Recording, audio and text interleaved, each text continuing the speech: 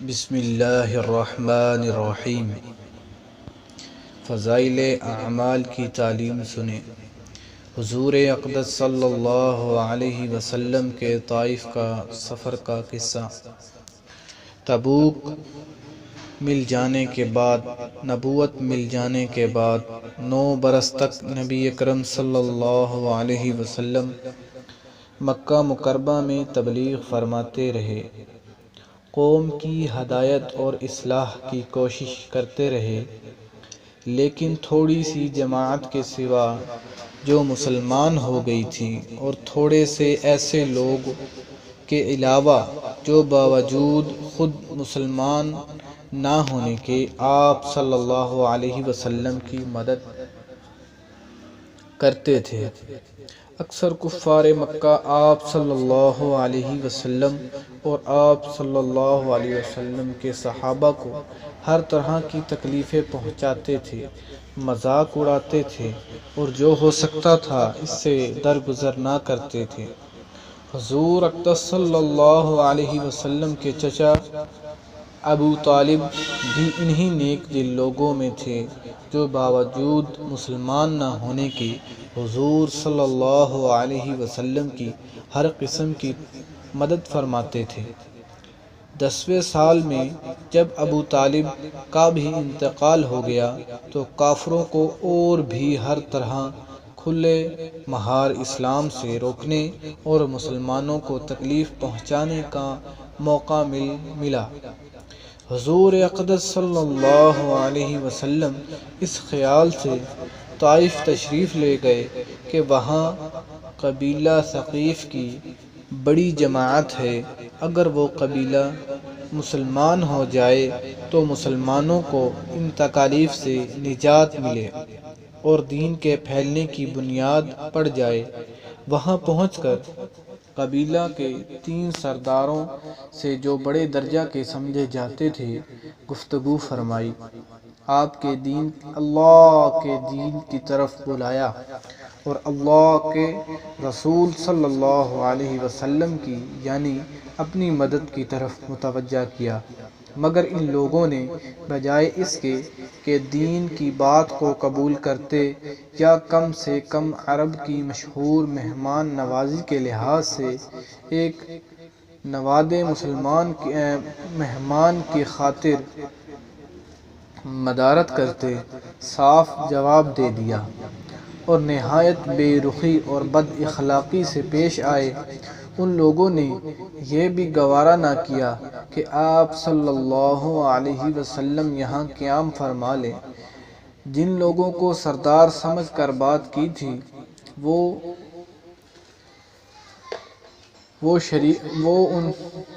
شریف ہوں گے اور مذہبی گفتگو کریں گے۔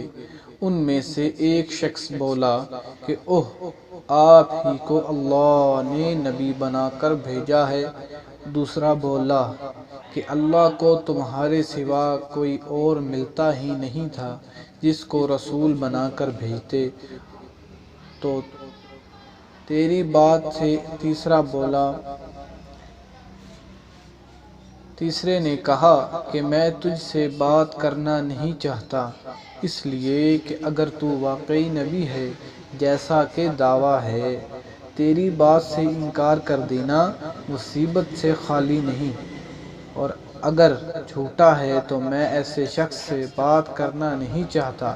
اس کے بعد لوگوں سے نا امید ہو کر حضور اکرم صلی اللہ علیہ وسلم نے ان لوگوں سے بات کرنے کا ارادہ فرمایا۔ آپ صلی اللہ علیہ وسلم ہمت اور استقلال کے پہاڑ تھے، مگر کسی نے بھی قبول نہ کیا، بلکہ بجائے قبول کرنے کے حضور صلی اللہ علیہ وسلم سے کہا کہ ہمارے شہر سے فوراً نکل جاؤ اور جہاں تمہارے چاہت کی جگہ ہو وہاں چلے جاؤ۔ حضور اکرم صلی اللہ علیہ وسلم جب ان سے بالکل مایوس ہو کر واپس ہونے لگے تو ان لوگوں نے شہر کے لڑکوں کو پیچھے لگا دیا کہ آپ صلی اللہ علیہ وسلم کا مذاق اڑاتے،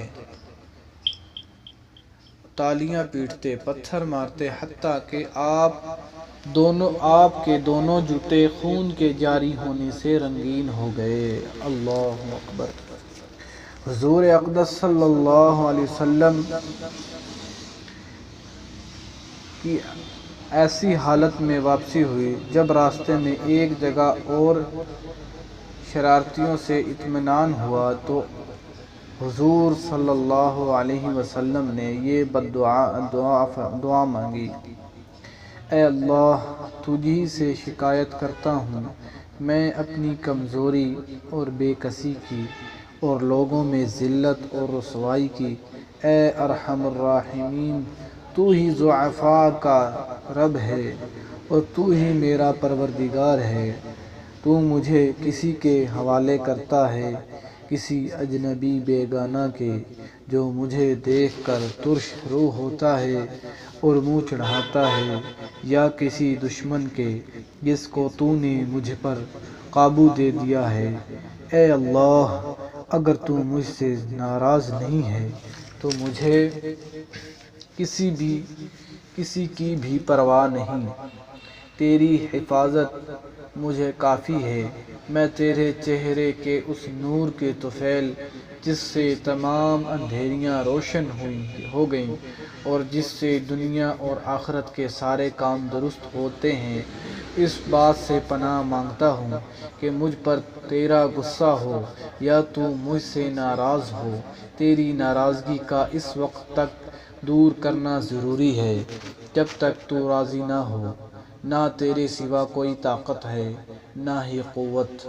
بے شک مالک الملک کی شان قہار کو اس پر جوش آنا ہی تھا کہ حضرت جبرائیل علیہ السلام نے آ کر سلام کیا اور عرض کیا کہ اللہ تعالیٰ نے آپ کی قوم کی وہ گفتگو جو آپ سے ہوئی سنی اور اس کے جوابات سنے، اور ایک فرشتے کو جس کے متعلق پہاڑوں کی خدمت ہے آپ کے پاس بھیجا ہے کہ آپ جو چاہیں اس کو حکم دیں۔ اس کے بعد اس فرشتے نے سلام کیا اور عرض کیا کہ جو ارشاد ہو میں اس کی تکمیل کروں۔ اگر ارشاد ہو تو دونوں جانب کے پہاڑوں کو ملا دوں جس سے یہ سب درمیان میں کچلے جائیں، یا اور جو سزا آپ تجویز فرمائیں۔ حضور صلی اللہ علیہ وسلم کی رحیم و کریم ذات نے جواب دیا کہ میں اللہ سے اس کی امید رکھتا ہوں کہ اگر یہ مسلمان نہیں ہوئے تو ان کی اولاد میں سے ایسے لوگ پیدا ہوں جو اللہ کی پرستش کریں گے اور اس کی عبادت کریں گے۔ فائدہ یہ ہیں اخلاق اس کریم ذات کے جس کے ہم نام لیوا ہیں۔ ہم ذرا سی تکلیف سے، کسی کی معمولی سی گالی دینے سے ایسے بھڑک جاتے ہیں کہ پھر عمر بھر اس کا بدلہ نہیں اترتا، ظلم پر ظلم اس پر کرتے رہتے ہیں اور دعویٰ کرتے ہیں اپنے محمدی ہونے کا، نبی اکرم صلی اللہ علیہ وسلم کے پیرو بننے کا۔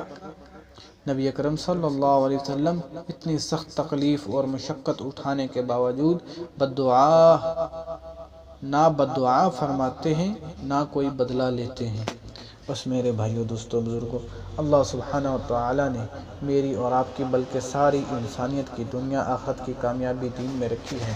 یہ دین میرے اندر، آپ کے اندر، بلکہ ساری دنیا کے سارے انسانوں کے اندر کس طرح آ جائے، اس کے لیے حضور صلی اللہ علیہ وسلم کی مبارک محنت کی ضرورت ہے۔ میں نبوت کے صدقے یہ کام میرے اور آپ کے ذمے ہیں اور اس کو ہم سب نے کرنا ہے۔ اللہ، ہم دنیا کے کتنے وقت ضائع کرتے ہیں۔ اگر 10-15 منٹ ہم تعلیم یعنی کہ دین کی بات، صحابہ کی بات، حضور کی بات، اللہ کی بات کو سنیں گے اور اس پر عمل کریں گے تو میرے بھائیوں، دوستوں، بزرگوں، ہماری دنیا بھی بنے گی، ہماری آخرت بھی بنے گی اور دونوں جہانوں کا فائدہ اور ہمیشہ ہمیشہ کا فائدہ۔ دنیا مختصر، دنیا کی خوشیاں، آسائشیں، دولت، مال، گاڑی، پیسہ، کوٹھی، یہ بھی عارضی ہیں جیسے دنیا عارضی ہے، اور آخرت کی باغات، جنت اور جنت کی نہریں، جنت کے پھل، جنت کے دودھ، شہد، شراب کی نہریں تازہ اور خالص، اور حوریں ہمیشہ ہمیشہ کی زندگی نہ ختم ہونے والی، وہ بھی میرے بھائیو، دوستو، بزرگوں، جیسے آخرت کی زندگی ہمیشہ، ایسے آخرت کی جو آسائشیں ہیں، جو سہولتیں ہیں، وہ بھی ہمیشہ کے لیے ہیں۔ تو میرے بھائیو، دوستو، بزرگوں، کچھ وقت دن میں نکال کے تعلیم سنا کریں۔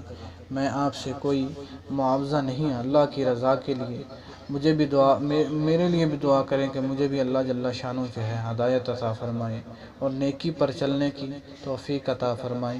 خود بھی اچھے کام کریں، دوسروں کو بھی اچھے کام کی دعوت دیں، خود بھی برے کاموں سے بچیں، دوسروں کو برے کاموں سے بچنے کی دعوت دیں۔ تو اللہ تعالیٰ ہمیں عمل کی توفیق عطا فرمائے، آمین۔ شکریہ، مہربانی۔